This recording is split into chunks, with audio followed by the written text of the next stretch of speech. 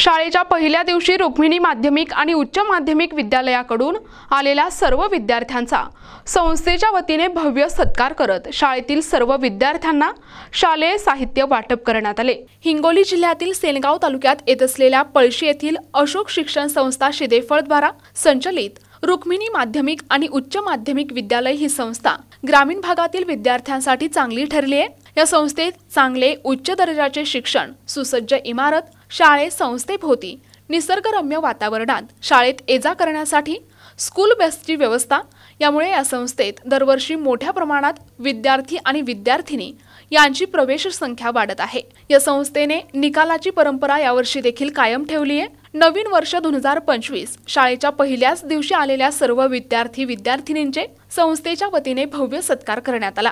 यावेळी संस्थेचे सचिव स्वप्नाली शिवाजीराव वाठोरे, मुख्याध्यापक पी.के. तावरे, डी.डी. खिल्लारी आणि सर्व शिक्षक यांनी आलेल्या सर्व विद्यार्थ्यांचा भव्य सत्कार करून सर्व विद्यार्थ्यांना शालेय साहित्य पुस्तकांचे वाटप केले। यावेळी संस्थेचे सचिव, मुख्याध्यापक, शिक्षक, शिक्षकेतर कर्मचारी उपस्थित होते।